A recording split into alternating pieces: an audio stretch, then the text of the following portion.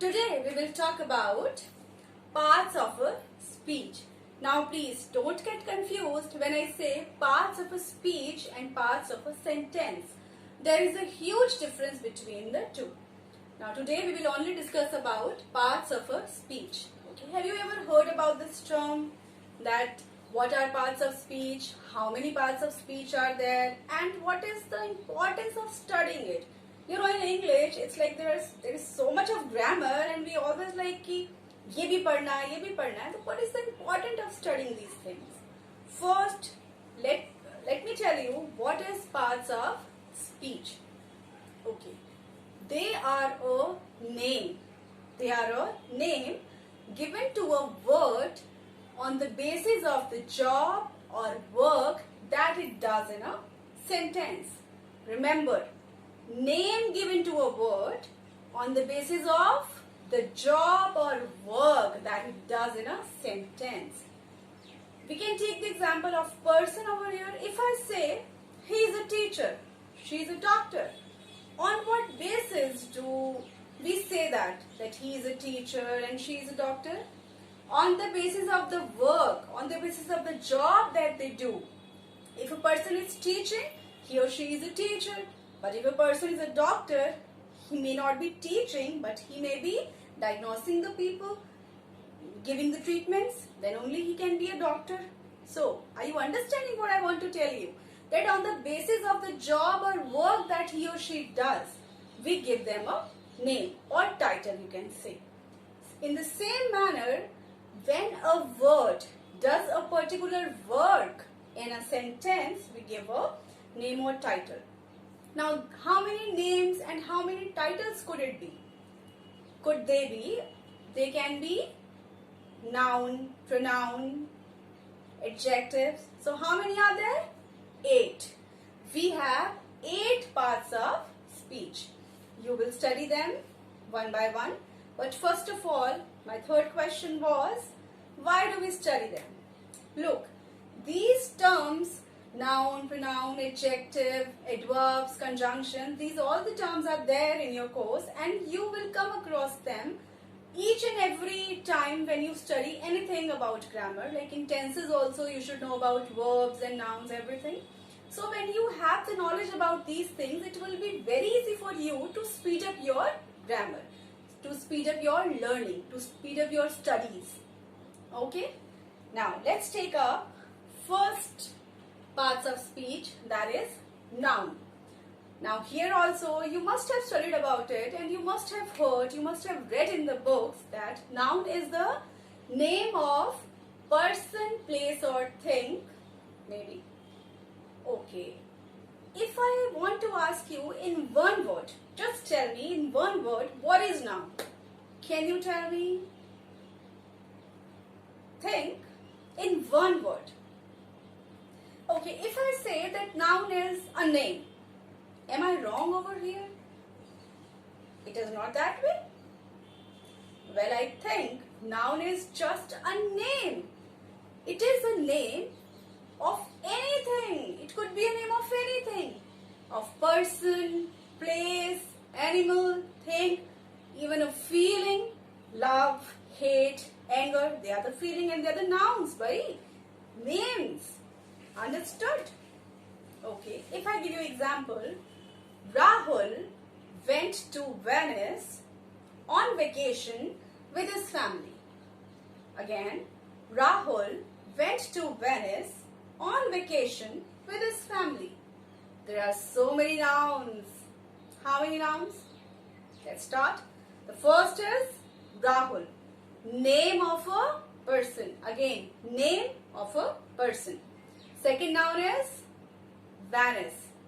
Venice क्या है? Name of a city.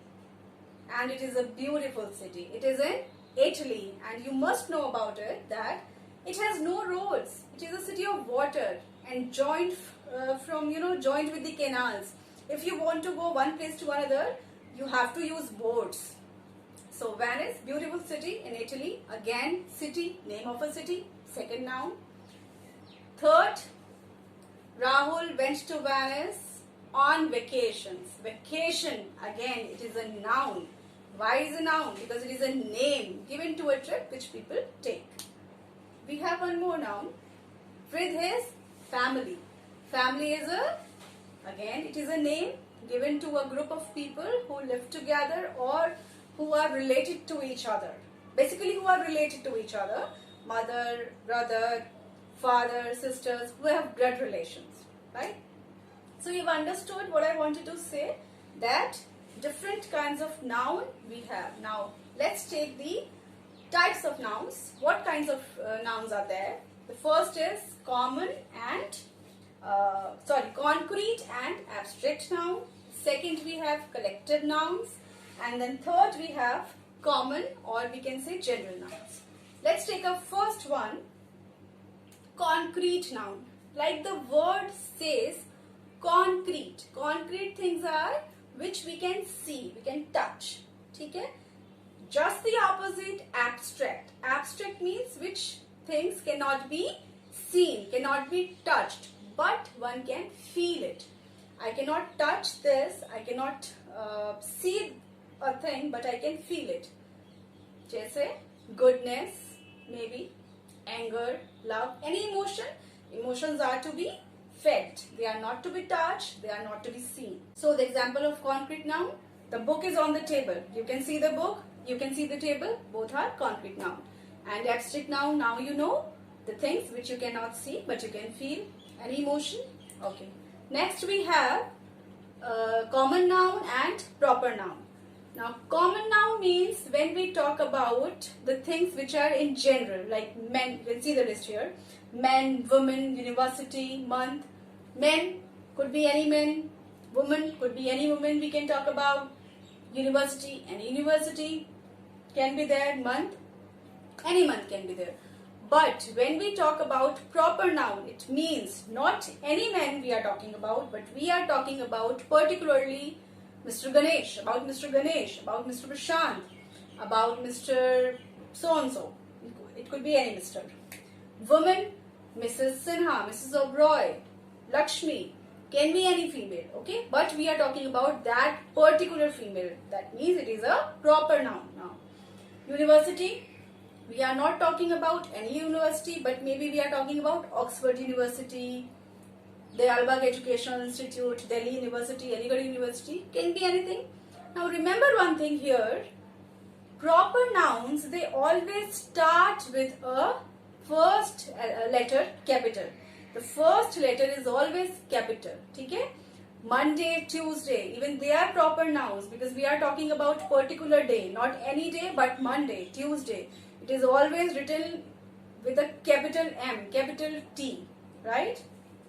Same manner, name or anything. Okay. Then we have collective nouns. Now when we say the term collective, it means we are talking about collection or a group. Then only we are calling it collective noun, no? So the name, when the name is given to a group of people or thing, we call them collective noun. You can again see the list. A group of players is called team. A group of employees is called staff. A group of students is called class. A group of soldiers is called army. A group of criminals is called gang. The group of keys, when there are so many keys, we call them bunch. Cattle.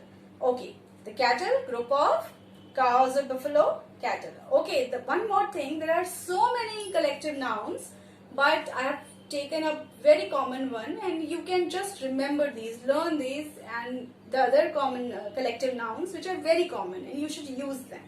Okay, after this we have countable and uncountable noun. Now what is countable noun?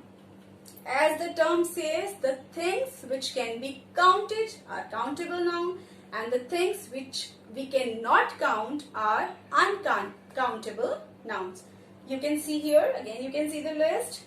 Countable nouns can be book, pen, spoon, building, anything. And uncountable noun can be water, coffee, salt, sugar, love, etc. Now here one more thing is, when you want to tell the quantity means number, कितना है volume में, when you want to tell the quantity about uncountable noun, what can you do? Like water. You cannot count water in particularly, but you can say 1 liter of water, 3 liters of water, a glass of water, 4 glasses of water. That you can say. Sugar, you cannot count sugar, but you can say 2 kgs of sugar, 3 kgs of sugar, 1 bowl of sugar, 2 teaspoons of sugar. In the same way, salt you cannot count, but you can tell the quantity in a way. 1 bowl, 2 bowl, 1 spoon, 1 packet, 3 packets, etc. So after that, we have second parts of speech is pronoun. Now, as the term says, pronoun. It is a word that is used in the place of noun. Means in the place of noun, we can use the words which are known as pronoun. Now you can ask one thing, ki, what is the need of doing it? Why should we change one word to another word? Let just be noun only. Well, to understand this, let's take example. Shreya is doing the dishes with Shreya's mother. Shreya really enjoys to help Shreya's mother. Now, what is the wrong with the sentence? Is anything unusual about it? Yes, it sounds very stupid because we kept on repeating Shreya, Shreya, Shreya's mother, Shreya, and we don't talk like that. It is very unusual. So, we should use pronouns over here now. How can we use them? Let's take the example again.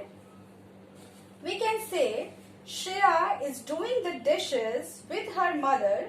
She really enjoys to help her mother. So we have changed the nouns with the pronouns. Okay. We should keep in mind that somewhere it is subject pronoun and somewhere it is object pronoun. And it is very easy to understand. When the pronoun is used at the place of subject, it is subject pronoun. When the pronoun is used at the place of object, it is object pronoun. You can again see the list. Subject pronoun like I, you, she, he, they, we, it. Object pronoun me, us, you, them, etc. Okay, one thing, if it came to you, what is the meaning of the phrase doing the dishes? In Hindi, we call it bartan dhona. So Shreya likes to help to a mother. अपनी mummy के साथ उसको काम करना अच्छा लगता है, like bartan dhona. ठीक है? She was helping her basically. Okay, after this we have different types of pronoun. And these are personal pronoun, reflexive pronoun, indefinite pronoun, and interrogative pronoun. Now, personal pronouns like I, you, we, etc. Reflexive pronouns, myself, yourself, themselves, etc. Then we have indefinite. Why we are calling it indefinite? Because we cannot count them like everybody, nobody. So they are also indefinite pronoun. Interrogative means when the question words. Interrogative means question, right? So when the question words are used in place of noun. What, when, who, whom, etc. A third part of speech is verb. Remember, they are very important in English language because they tell us about the time. Only verbs can tell us about the time in the form of tenses like past, present and future. And that is how we talk about time. And how do we do that? We change the forms of verb like their first form, second form and third form. And you have the idea when we talk about first form, it might be a present tense, second form, it might be a past tense, and then third form is used all the perfect forms. So now, you know about verbs, they are important, okay? And they tell us about action and state of a person or a thing. For example, if I say, she is driving a car. So we know here that she is doing what? Driving a car. So we can know about the two things, time and action. Action is driving, time, she is driving. Right now, she is driving the car. Second example, my mother cooked food. So my mother did what? She cooked. The action was cooking. When did she cook? Cooked food, second form. So in past, she cooked food. Now, the example of state is I am a teacher. So that is my state, that I am a teacher. And because I am using am over here, it means at present I am a teacher. You are a student. That is your state, that you all are a student. He was a doctor. He was a doctor before, but now, I don't know, he has changed his profession and now he is teaching. So he is a teacher. So basically, you got to know about action, time and the state of a person. Verbs are of different kinds too. Helping verb, you know. Helping means, as the word says, which is not the main verb but it helps the main verb. It is acting as a helping verb, or we can say auxiliaries verb. Okay? They are is, am, are, was, were, even do, does sometimes. They are also a helping verb and sometimes they act as a main verb too. Like if I say I do the work. So here I do the work is main verb. But if I say do you do the work? So here do is acting as helping verb. You will, when you study about only verb in further lessons, you will understand this. Okay, then there are irregular and regular verbs, and it is most confusing for you transitive and intransitive verbs. Let me explain you here. Now in transitive verbs we have object.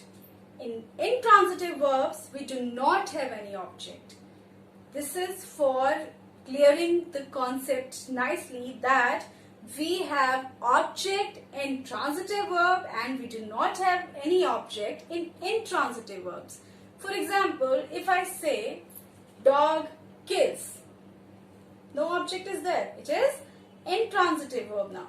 But if I say dog kills a cat, now we can see the object, and object is receiving that action.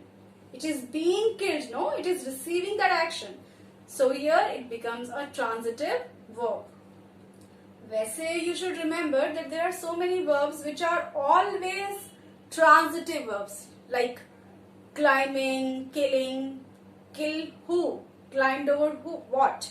These verbs are always transitive, but okay, आप इतनी detail पे नहीं जाओ. You should only understand that transitive and intransitive verbs are very easy to explain, because whenever the question comes in exam, we can always see the object. When there is an object, we can say that it is a transitive verb. When there is no object, we can say it is an intransitive verb. Fourth part of speech is adjective. Now, if I say, look at the term adjective, which adds something to noun or pronoun. Now, add something means when it is telling you about the quality of noun or pronoun, or we can also say that it qualifies the noun or pronoun. Now, let's take the example. If I say she is a beautiful girl. So, beautiful is adjective. It is telling us about the noun girl. He is a white boy. White means maybe he is a white American boy. So I am telling you about the quality, okay, the color.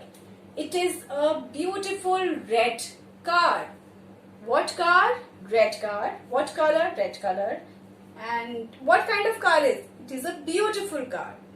So here there are two adjectives, red and beautiful. Let's take one more example. He drives an amazing big black sports car. So here in this example, there are how many adjectives? Look at again. He drives an amazing big black sports car. Amazing big black sports.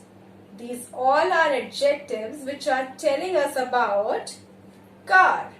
But there is one more adjective. Look. So here, what was the other adjective? An. An is also an adjective because it is telling us about how many cars are there. And the. There is only one car. Okay. Okay. The next part of speech is adverb. You must have studied about adverb, as the word says, add verb, which adds something to verb. But that is not correct. I mean, that is half correct. It is not the full definition of adverb, because adverb is something which qualifies or gives information about verb, adjective and another adverb. Let's take the example. Yesterday evening we walked somewhat slowly in a very beautiful garden. Now here, yesterday evening is a adverb. How? Because it is telling us about when. Because adverbs are the words which answers the question when, why, how, in what way, etc. Now yesterday evening here, it is telling us about when.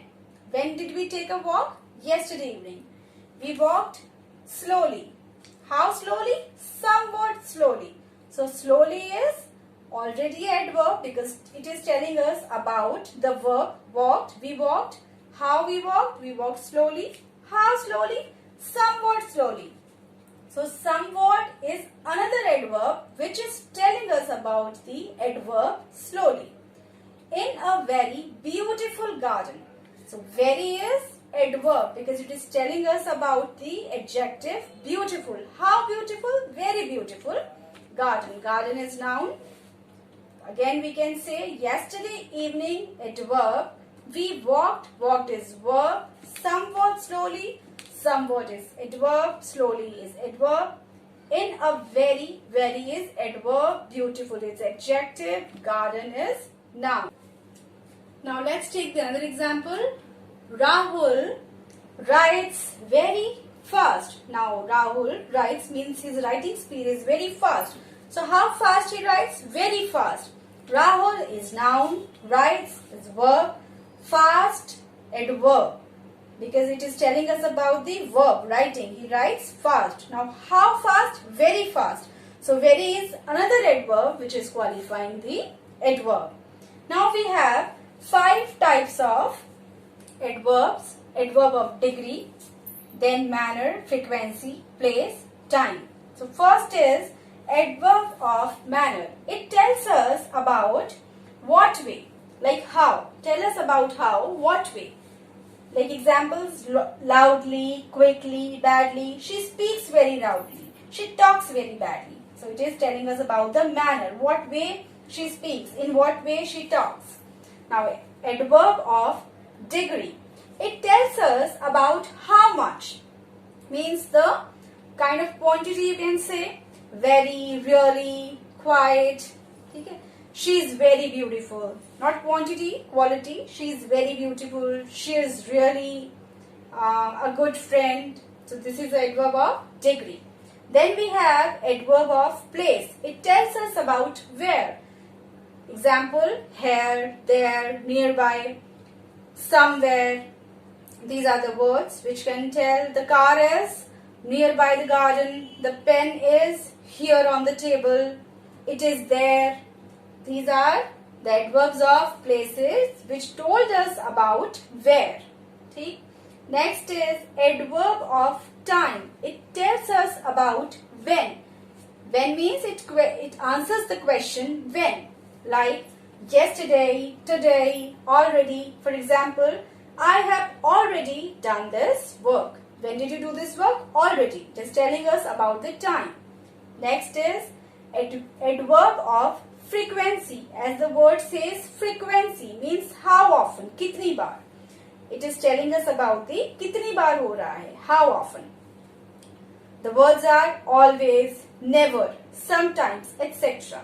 For example, she always visits to her grandparents. Always means हमेशा अपने grandparents को visit करती है. So these were the 5 types of adverbs. Our next part of speech is preposition. Now focus. I am calling it as preposition. Do not call it as preposition. It is not preposition but it is preposition. Okay.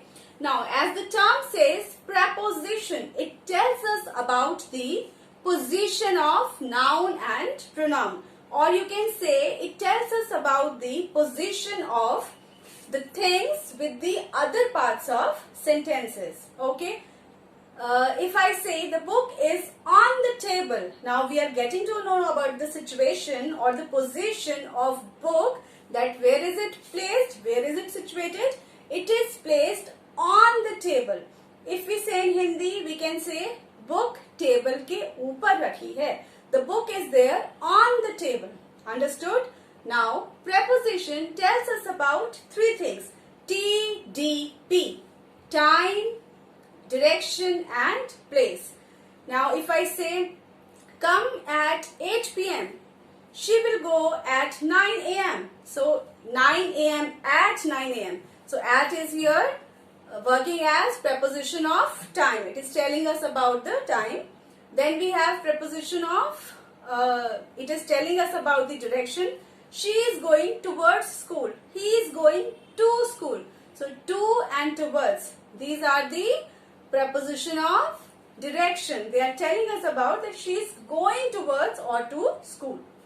Then we have preposition of place, which tells us about the place. Like I have given you example of book.